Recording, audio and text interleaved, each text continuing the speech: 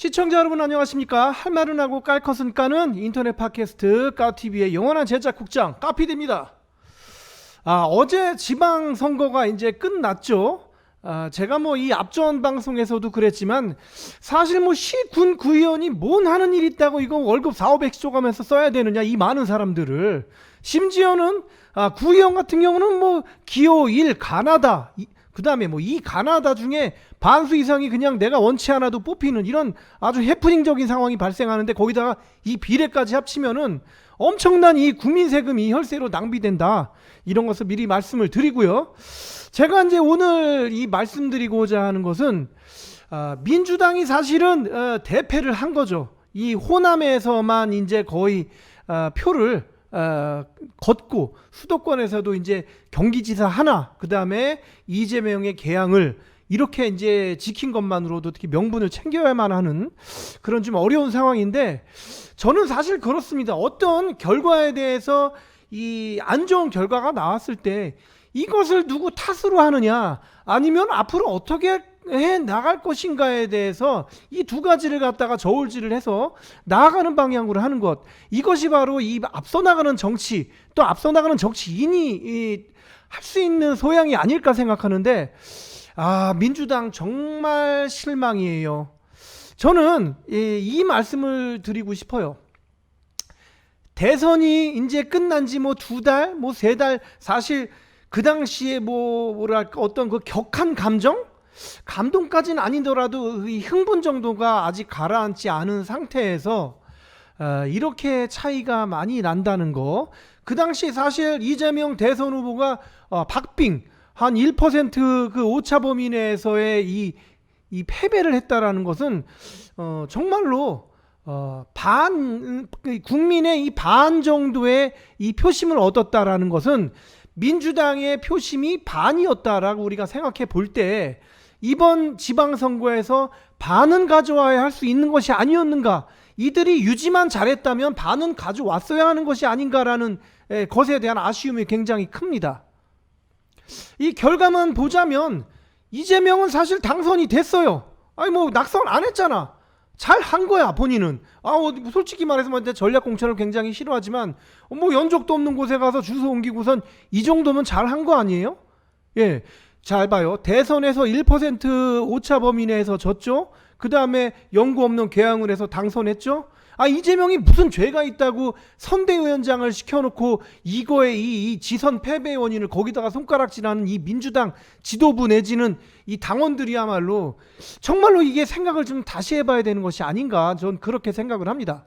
자, 한편으로는 이재명이 대선 패배 후에 이 집안에만 칩거하는 것을 사실 끌어낸 것도 민주당이었어요. 그 중에 강성파도 있고 온건파도 있지만 어쨌든 끌어내려가지고 개항을 해갖다 던졌으면은 이 사람이 과연 당선될까 하는 의구심도 들은 와중에 그 지옥구덩이로 던진 거 아니겠습니까? 그런데 거기서 당선을 했고, 그죠?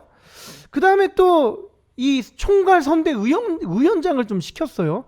저는 이게 참 아이러니한 게, 가만히 있는 사람을 갖다가 개항을 해 쳐봤고 여기다가 총괄 선대위원장의 감투를 씌운 거는 과연 이재명의 정치 생명을 끊어놓겠다 하는 민주당 내에 어떤 그런 이 암투?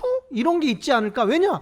당선 확률이 그리 많지도 않고, 그죠? 만약에 여기서 아마 개항을 해서 이재명이 떨어졌으면 정치적인 생명은 사실 거의 끝났다고 봐야 하는데, 그런 거를 감수해서 이렇게 시켰다라는 거.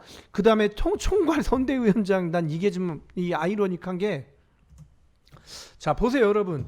본인이 개항을이라는 지역구의 국회의원에 출마를 했는데 압승이라는 거는 장담도 못하고 이 승이라는 거가 장담이 지금 안 되는 상태예요. 그런데 총괄 선대위원장으로서 이번 지선 패배에 책임을 지라? 그러면 그 지역구가 없이 이번에 그 출마자에 나서지 않은 사람이 총괄 선대위원장이 돼서 두루두루 다니는 게 맞지? 자기 개항을이라는 지역구를 내팽겨치고 그럼 제주서부터 부산 대구 광주 서울대전 부산 찍고 다녀야 속이 시원하겠어요? 그러느라 개항을 지역구 관리 소홀히 하지 못해서 낙선이라도 되면 어떡하려고 그래? 저는 물리적으로 선대위원장이 출마자이다 라는 것은 이미 무리수를 뒀다. 저는 그렇게 생각합니다. 그래서 이번 뭐 지선 패배의 원인을 거기다가 돌리는 거 제가 보기엔 굉장히 치졸한 방법이다라고 봅니다. 자, 그렇다면 이번 민주당의 패배 원인을 제가 조목조목 한번 짚어보도록 하겠습니다. 한 8가지가 될지 7가지가 될지 모르겠는데, 이 첫 번째는 왜 민주당은 검수완박에 미쳤을까? 저는 좀 안타까워요, 사실은. 왜냐하면 이 절반의 어떤 지지율을 가지고 대선에서 패했으면 아까도 말씀드렸지만 이 절반의 지지율을 끝까지 이번 지선까지 가지고 가는 게 목표이었어야 한다는 거죠. 여기다가 검찰공화국이 되는 걸 막겠다고 검수완박을 외쳐가지고 솔직히 좀 180석 쪽수로 밀어붙인 거 아닙니까? 저는 이 쪽수로 밀어붙인 것도 솔직히 좀 당만 바뀌었을 뿐이지 계속 이렇게 반복되는 우리나라 정치 역사가 너무 좀 마음에 안 드는 뿐더러, 이 한동훈이라는 사람이 사실 법무부 장관에 이미 내정이 되어 있는 상태에서 우리가 검수완박을 그렇게 밀어붙이는 게 과연 옳았는가? 왜냐? 뭐 기소권 분리 다 좋아요. 근데 한동훈이 법무부 장관이 되면요, 지금도 벌써 그렇게 돼버렸잖아. 이거 100% 그대로 빠꾸칠 수 있는 거예요. 사실은 제도적 뭐 행정적으로 보완을 해서. 봐봐요. 그렇게 미친 듯이 검수완박 외쳐가지고 누구 구하기 이래가지고 결국은 제대로 된 게 뭐가 있습니까? 그 사이에 솔직히 민생 지원하고 우리가 좀 국민에게 다가갔으면 그 이재명이 만든 대선 지지율 전국 지도 분포를 그대로 가져갈 수 있었던 거 아닙니까? 저는 그렇기 때문에 민주당이 굉장히 큰 실수를 했다라고 봅니다. 또 하나는 이 비상대책위원장을 박지원으로 왜 갖다 앉혔을까에 대한 의구심이 듭니다. 이 박지원이라는 사람은 이 25살 정치 초년생, 뭐 신선한 맛도 있어요. 여자 성별 여자 우대하려고 앉힌 것도 이해는 갈 수도 있어. 젊은 여자를 갖다 앉히면 국민들이 꼰대스럽지 않게 보겠다 라는 것은 내가 조금 이해할 수 있는데, 이 직책이 예를 들어서 민주당 내에 무슨 디지털 성범죄 방지위원회다 이러면 이해는 가는데, 여러분, 비상대책위원장은 뭐냐면 어떠한 비상시에 자기가 그동안 이 연륜과 겪은 바로 예전에 내가 이런 비상시에 이런 일이 있었지, 그런 경험을 바탕으로 그런 답습을 하지 말고 제2, 제3, 제4의 방법을 써서 이 비상 상황을 모면해야겠다, 벗어나야겠다, 이런 지혜로운 사람이 필요한 거예요. 쉽게 얘기해서 이 정치구단도 하기 힘든 이 비상대책위원장을 이 25살짜리 불꽃 추적단 디지털 성범죄 엠번마 추적한 이 사람을 갖다가 앉힌 게 무슨 능력과 무슨 자질을 가지고 이 25살짜리 박지원의 여자를 갖다가 앉혔나? 두 가지겠죠. 하나는 그 신선한 맛이라도 한번 보여주자, 이런 거고, 또 하나는 이렇게 앉혀놓고 사실은 밑에서 이 꼰대들이 이 뒷조정을 하고 우리가 이제 만들어가면 되는 거지, 그냥 바지 사장이다, 허수아비다, 이렇게 할 수는 있겠는데, 여러분, 이 감투라는 거, 이 완장이라는 거는 채워지는 순간 반지의 제왕하고 다를 바가 없어요. 그렇기 때문에 기자들을 내보내고 당 지도부와 박지원이 고성으로 갔다? 난 이것도 참 말이 안 된다고 봐요. 어딜 감히 우리가 고성이 뭡니까? 이런 개수모를 겪고 이 자질이 안 되는 사람을 갖다 앉혀놓으니까는 비상 대책이 안 된 거예요. 그러니까 막판에 그렇게 이 지선이 며칠 남지 않은 상황에서 당 지도부 싸움이라 일어나고 이러는 거 아니겠습니까? 지혜로운 사람이었으면 안 보는 데서 싸웠겠죠, 싸움을. 저는 그래서 이 비상대책위원장으로서 비상 대책이 안 되는 사람을 갖다가 앉힌 것도 굉장히 에바였다, 이렇게 말씀을 드리겠습니다. 자, 제가 또 말씀드리고자 하는 것은 윤석열이 그 민심을 잡았다라는 것에 대해서 좀 이 이 정치적으로 공학적으로 뭐 어떤 뭐 장제원의 의견이었는지 뭐 지략가가 있는지 모르겠지만은 굉장한 또 민심을 샀다라고 봅니다. 이 대표적으로 이 조삼모사 같은 이야기인데 이 지방선거 하기 며칠 전, 뭐 하루 이틀 전에 소상공인 손실보전금으로서 뭐 600만 원, 800만 원만 이렇게 날렸어요. 문재인 정부 때 100, 200에도 인색했던 이 정부가 이 가구 새 정부가 오니까 600, 800만 원 막 이렇게 줬어요. 물론 손실보전금에 미치진 않지만은 이 국민들로서는 이 당장에 나에게 몇백만 원 더 얹어주는 사람이 좋다고 볼 수 있어요. 그렇기 때문에 그런 거에 의해서 표가 많이 갔다. 물론 뭐 이게 우매한 사람이든 뭐 가난한 사람이든 내가 이 얘기는 이 둘째 문제입니다만, 자 그리고 셋째, 자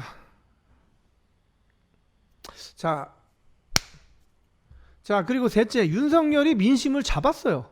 여기서 뭐 정치를 잘해서 이 민심을 잡은 게 아니라 이 소상공인 손실보전금을 우리가 지방선거하기 뭐 며칠 전에 하여튼 며칠 전에 이거를 관철시켜가지고 자그마치 금액을 200도 아니고 600, 800 막 이렇게 던졌어요, 국민들에게.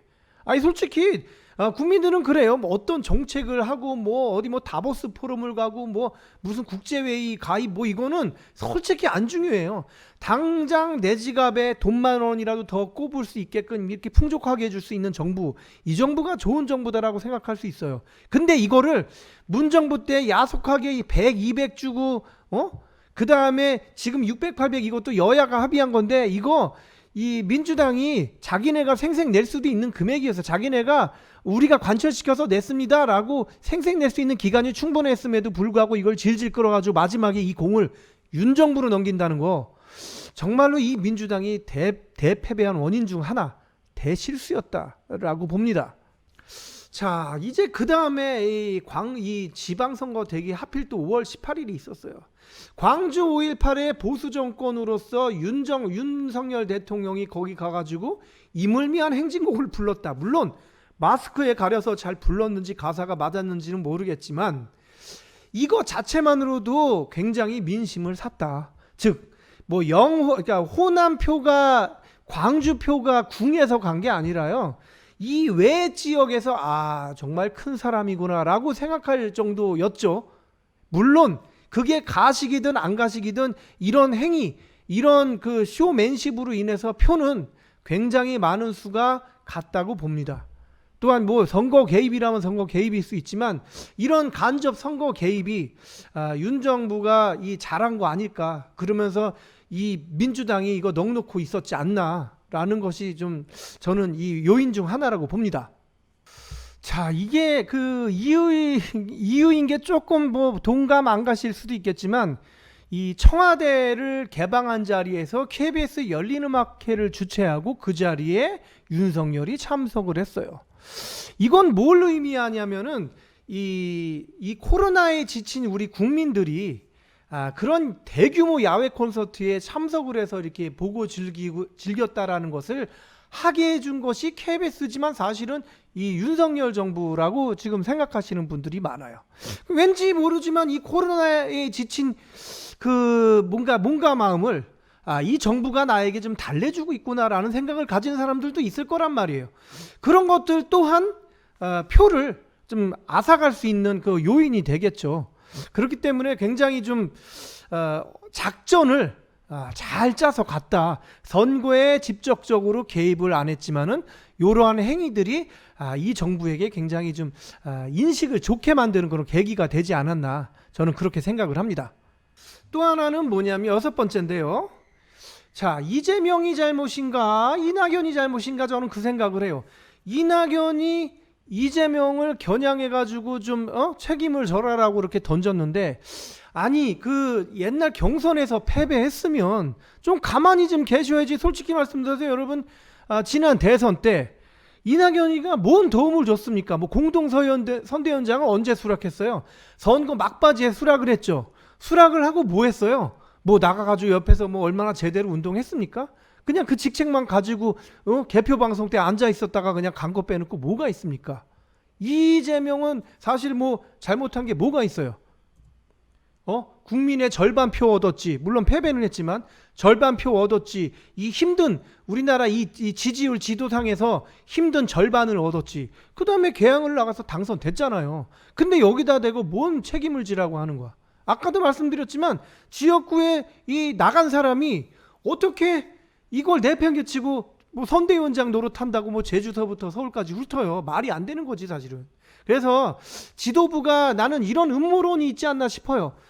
이번에 이재명이 낙선되면은 정치적 생명은 끝이니까 아예 보내버리려고 이 가만히 있는 사람을 끌어당겨서 개항을 해 던져놓고 여기다가 이 책임을 지게 하려고 선대위원장을 갖다가 자리를 앉혀놓고 그 다음에 지켜보고 있었다라는 거, 제대로 도우지 않았다라는 거, 이런 것이 좀 음모론적인 그게 아닐까. 그래서 이 민주당 이 진성파가 아닌 이 이재명을 갖다가 이렇게 눌러놓고 다음 대선에 못 나오게 하려는 것이 혹시 음모가 있지 않았나, 저는 그렇게 생각이 들어요.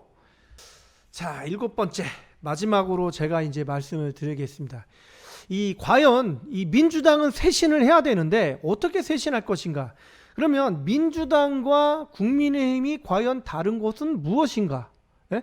어느 정도 우리에게 그 친근함을 주거나 아니면 실질적으로 와닿는 정치를 과거 옛날에 박근혜 탄핵으로 얻은 이 어부지리 180석을 가지고 과연 무엇을 했는가에 대해서 돌아볼 필요가 있어요.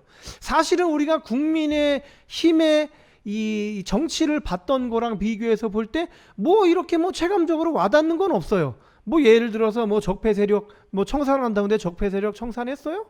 그 다음에 뭐 전 박근혜랑 이명박 구속은 내가 지금 인정을 하는데 그 외에 뭐 세월호 사건이라든가 이런 거 다 무죄시켰잖아요. 사실은 이 본인의 무사 안위를 위해 가지고 윤 정부랑 타협을 하고 문 대통령도 나중에 솔직히 찌그러졌다 있다시피 해서 간 거 아닙니까?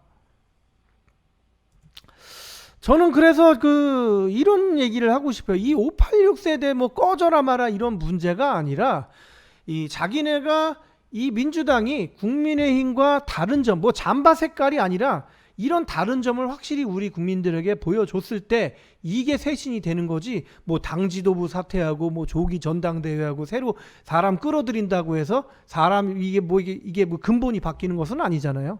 그래서 저는 감히 제안을 합니다. 이재명은 이 당을 하나 신당을 창당을 해야 돼요.